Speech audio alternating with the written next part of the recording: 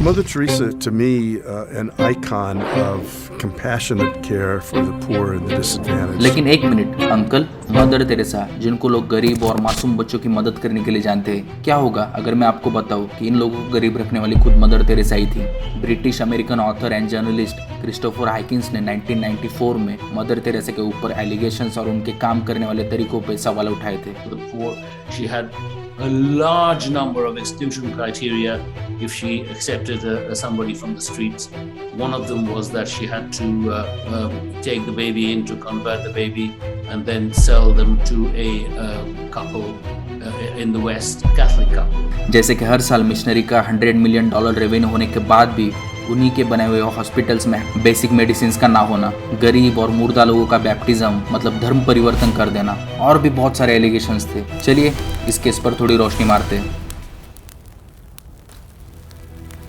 Mother Teresa एक image portray होने लगती है, काइंड लेडी जो गरीब लोगों की हेल्प करती है। हर selfless work, caring for poor people, simple living, smiling nature, इन सब क्वालिटीज से सबका दिल और भरोसा जीतना उनके लिए बहुत आसान था। डार्क साइड पर टॉर्च मारने से पहले थोड़ा मदर तेरेसा के अर्ली लाइफ के बारे में बात कर लेते। शायद से आपने इतना डिटेल में उनके बारे में कहीं पे सुना होगा। Early life of Mother Teresa. Mother Teresa का पहला नाम अग्नेस गोंजा बुआजिजू था। उनका जन्म 26 अगस्त 1910 में मैसेडोनिया स्कोप्जे के एक अल्बेनियन फैमिली में हुआ। बचपन से उनकी आवाज बहुत सुरीली थी, तो अपने बहन और माँ के साथ चर्च में गाया करती। उसके बाद वो क्रिश्चियनिटी की तरफ और ज्यादा अट्रैक्ट होती। तो 1928 में 18 साल की होते ही बैप्टिज्म मतलब अपना धर्म अल्बेनियन छोड़कर क्रिश्चियन हो जाती है। 1929 में वो इंस्टीट्यूट के बाकी नन के साथ मिशनरी के काम से इंडिया दार्जिलिंग सिटी में रहने लगी। वहाँ पर वो मिशनरी के स्कूल में पढ़ाने का काम करने लगी और 1931 में उन्होंने नन के लिए शपथ ली और नन बनने के बाद उनका एक नया जन्म हुआ और उन्हें मेरी तेरेसा नाम से जाना जाने लगा। मदर तेरेसा को बंगाली, हिंदी दोनों लैंग्वेज अच्छे से आती थी। डबलिन की सिस्टर लॉरेटो के द्वारा वहाँ पर सेंट मेरी नाम का एक स्कूल ओपन किया गया। कोलकाता में रहते उन्होंने वहाँ की गरीबी और फैलती बीमारी और इलिटरेसी को करीब से देखा, तो उनसे वो देखा नहीं गया, इसलिए उन्हें गरीब लोगों के लिए कुछ अच्छा करने का ख्याल सताने लगा। अपने शुरुआती दिनों में वो बिस्किट फैक्ट्रीज में टूटे बिस्किट कम पैसों में खरीद कर बच्चों में बांटा करती। 1937 में उन्हें मदर नाम से सम्मानित किया गया। अब मेरी तेरेसा से वो मदर तेरेसा बन गई। चलते चलते वो 1944 में सेंट मेरी स्कूल की प्रिंसिपल बन गई।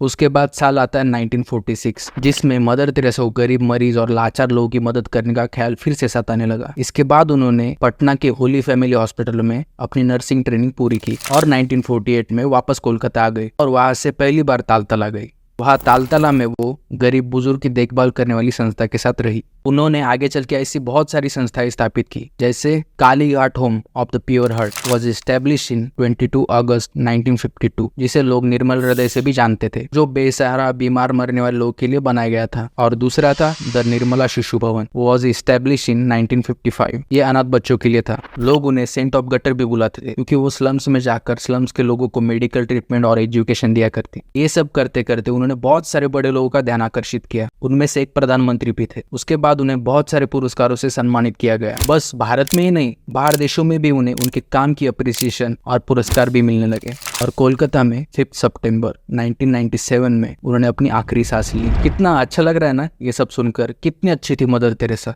रुको अभी ठीक करके देता हूँ, मतलब एक रियलिटी चेक देता हूँ। उन्हें 1950 में मिशनरीज ऑफ चैरिटी स्टैब्लिश की परमिशन मिल गई। क्या सोच रहे हो, मिशनरीज ऑफ चैरिटी स्टैब्लिश हुई गरीब लोगों का भला करने के लिए? बट ऐसा कुछ नहीं था, ये बस एक ब्रांड बिल्डिंग थी आगे आने वाले काले कारनामों के लिए, रेडियो सुनने के लिए। सो डार्क कहानी बिगिंस फ्रॉम हियर।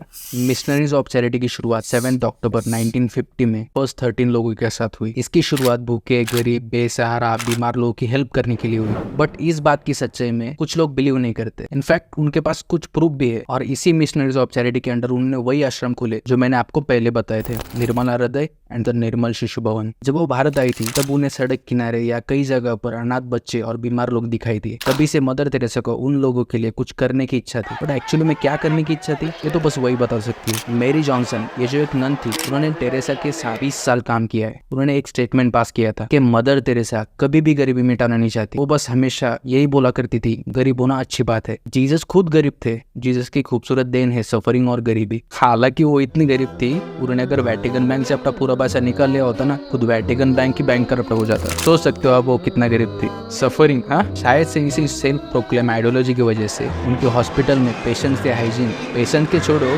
हॉस्पिटल में हाइजीन और कंटेमिनेशन कंट्रोल का दूर दूर तक रिलेशन नहीं था। ऐसा खुद क्रिस्टोफर हाइकिंस की डॉक्यूमेंट्री में उन्होंने मेंशन किया है। और क्रिस्टोफर साहब है कौन? ये एक ब्रिटिश अमेरिकन जर्नलिस्ट थे। आगे बात करते इनके बारे में। तो चलो आगे बढ़ते, शुरू से शुरू करते। पहले ही बोल दे रहा हूँ, कुर्सी की पेटी बांध लो, मौसम बहुत बिगड़ने वाला है। और आगे बढ़ने से पहले अगर आपको वीडियो अच्छी लगी हो तो प्लीज डू सब्सक्राइब, क्योंकि हम ऐसी वीडियो लाते रहते हैं। ये सब एक्सपोज गेम तब शुरू हुआ जब मिशनरीज ऑफ चैरिटी के कुछ मेंबर्स ने ये खुद रिवील किया। तेरेसा कोई मसीहा नहीं थी, वो खुद ये गरीबी मिटाना नहीं चाहती थी। जैसे मैंने आपको पहले मेरी जॉनसन का बताया, सेम स्टेटमेंट बहुत से मेंबर के थे। उन्होंने ये तक कहा कि वो किसी की मदद करना ही नहीं चाहती थी, उल्टा सैकड़ों लोगों की मौत का कारण वो खुद बनी। इस सब के स्ट्रॉन्ग विटनेस डॉक्टर आरोप चैटर्जी, जो मिशनरीज ऑफ चैरिटी के वॉलंटियर भी थे। वैसे डॉक्टर आरोप इंडिया में नहीं रहते थे, बट उन्होंने सोचा कोलकाता में जाकर गरीब बेसहारा लोगों का ट्रीटमेंट किया जाए। तो वो आ गए कोलकाता। वहां पर आकर उन्होंने गरीब एरिया ढूंढे और वहां पर जाकर लोगों की मदद की। एक तो मिशनरीज ऑफ चैरिटी के वॉलंटियर थे और वहां कोलकाता में आकर वो मिशनरी का ही काम कर रहे थे। और इतने दिन वहां पर काम करते वक्त मिशनरीज की एक भी नन या सिस्टर ना हेल्प करने आए और ना ही किसी और तरीके की हेल्प उन्हें मिशनरीज से मिली। तब जाकर उन्हें कुछ गड़बड़ी महसूस हुई। उसी के बेसिस पे उन्होंने मिशनरीज ऑफ चैरिटी पर इन्वेस्टिगेशन शुरू किया। और इन्वेस्टिगेशन के दौरान जो इन्फॉर्मेशन या प्रूफ मिले, वो समझते हुए अपना पूरा बोरिया बिस्तर बांधकर इंडिया से लंदन रवाना हो गए। जब डॉक्टर आरोप यूके पहुंचे तब उन्हें दिखाई दिया वहां पर तेरेसा को बहुत लोग मानने लग गए थे। इतना ही नहीं, तेरेसा के गरीबों को हेल्प करने के चर्चे यूके की गली गली में हो रहे थे। ये सब देखकर उन्होंने क्रिस्टोफर हाइकिंस, जो एक ब्रिटिश अमेरिकन जर्नलिस्ट थे, उन्हें बताया। बाद में जाकर यही जर्नलिस्ट मदर तेरेसा के सबसे बड़े क्रिटिक के नाम से जाने जाने लगे। डॉक्टर आरोप के दिए गए सबूत और बातों को सुनकर क्रिस्टोफर ने तेरेसा पर एक डॉक्यूमेंट्री बनाना सही समझा। तो 1994 में उन्होंने तेरेसा पर एक डॉक्यूमेंट्री रिलीज की। इस डॉक्यूमेंट्री का नाम hell's angel Mother Teresa of Calcutta रखा गया।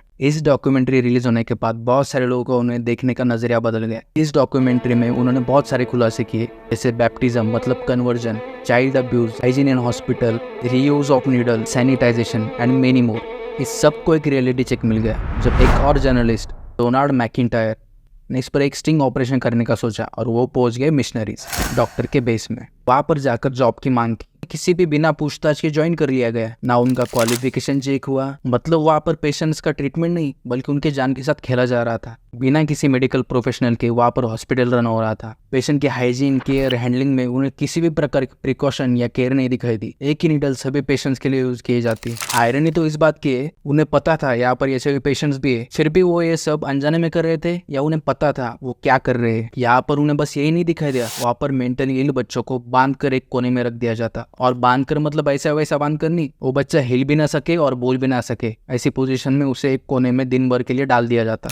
वहां पर हाइजीन, फूड एंड बेसिक दवाई भी अवेलेबल नहीं थी। नाम के लिए बस वो एक हॉस्पिटल था, असल में वहां तो मरीज और बच्चों पर टॉर्चर का काम चलता था। और ये सब मदर तेरेसा की देखरेख में होता था। ऐसा नहीं उन्हें कुछ पता नहीं था, ये सब जर्नलिस्ट डोनाल्ड मैकिंटायर ने नोटिस किया।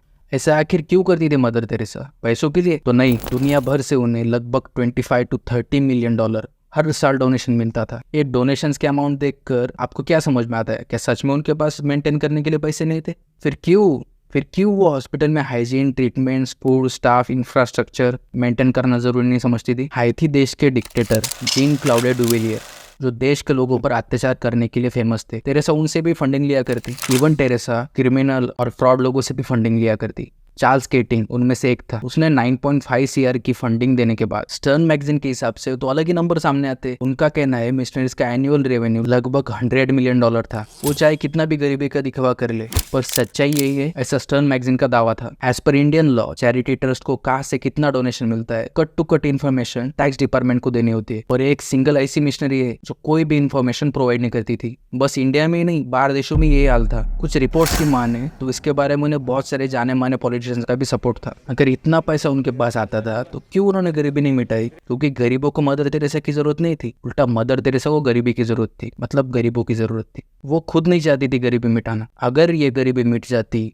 तो ना ही उन्हें डोनेशन मिलती, ना ही उनकी खुद की वाह वाह होती। क्योंकि उनका धंधा एक ही चीज पर चल रहा था, गरीबों को जरिया बनाकर डोनेशन लेना। इसके पीछे और एक थ्योरी को जनरली जोड़ते हैं, ये बस पैसे के लिए नहीं हो रहा था, इसके पीछे इन सब गरीब लोगों का ब्रेन वॉश करके उन्हें बैप्टिज्म मतलब उन्हें क्रिश्चियनिटी में कन्वर्ट कर दिया जाता। ये बैप्टिज्म यहाँ तक ही नहीं लिमिटेड था, अगर मिशनरीज में कोई बच्चा या पेशेंट मर जाता उसे भी टिकट टू हेवन बोलकर क्रिश्चियनिटी में कन्वर्ट कर देते और उसके बाद वो क्रिश्चियन तरीके से उसका अंतिम संस्कार कर देते। हद है यार, मतलब मरे हुए लोगों को भी नहीं छोड़ा। आई थिंक कन्वर्जन के पीछे बहुत सारे लोग थे, बट फेस बनी Mother Teresa, mass conversion factory running under missionaries ने। इस मिशनरीज के पीछे ये सब चल रहा था जिसका कोई सोच भी नहीं सकता। और इस कन्वर्जन से और एक कड़ी जुड़ती है, जैसे लोगों से इनको बड़े बड़े डोनेशन मिलते थे ना, वो सब कैथलिक थे। जैसे मैंने आपको पहले बताया, एक डिक्टेटर और एक फ्रॉड करने वाला, वो दोनों भी कैथलिक थे। अगर ये सब कड़ी से कड़ी लगाओ ना तो वहीं पर आकर कुंडी लगती है। फिर भी ये साइड में रखकर सब कन्वर्जन वगैरह छोड़कर अगर इतना ज्यादा इनको डोनेशन मिलता था तो क्यों इन्होंने थोड़ा सा भी मेंटेनेंस पर खर्चा नहीं किया? अगर इन्हें इसके बारे में कोई सवाल भी पूछा जाता तो हर बार वो यही बोलती, गरीबी और सफरिंग जीसस की खूबसूरत देन है और सफरिंग से दुनिया का भला होगा। अगर गरीबी जीसस की इतनी खूबसूरत देन है तो खुद बीमार होने पर मदर तेरेसा का ट्रीटमेंट क्यों यूएस के टॉप हॉस्पिटल में कराया गया? तब कहा गई थी आपकी सेल्फ प्रोक्लेम आइडियोलॉजी कि जीसस को गरीबी और सफरिंग पसंद है। क्यों जीसस को सिर्फ बाकी लोगों की सफरिंग पसंद थी? क्या मदर तेरेसा को सफर करते वो देख नहीं सकते थे? वहां पर लोग मिशनरीज में इस आइडियोलॉजी की वजह से तड़प कर अपना दम तोड़ देते थे। तो खुद मदर तेरेसा का ट्रीटमेंट मिशनरीज में क्यों नहीं कराया गया? ये सब बातें मैं अपने मन से कर आपको नहीं बता रहा, ये सब इन्फॉर्मेशन इंटरनेट और बुक्स में अवेलेबल है, आप खुद चेक कर सकते हो। अगर डॉक्टर आरोप चैटर्जी इंडिया में आते ही नहीं तो ना ही ये सारे इन्वेस्टिगेशन होते और ना ही मिशनरीज के पीछे होने वाली मास कन्वर्जन फैक्ट्री का हमें आज तक पता चलता। तो बस आज के लिए बस इतना ही। अगर वीडियो अच्छी लगी हो तो लाइक शेयर कमेंट कर देना और एम रखते हैं 200 लाइक्स के लिए। पता है तुम लोग कर दोगे, पिछली वीडियो से देखा मैंने, तो कर दो जल्दी। और ऐसे ही वीडियो देखने के लिए सब्सक्राइब करना मत भूलना। तो मिलते हैं नेक्स्ट वीडियो में।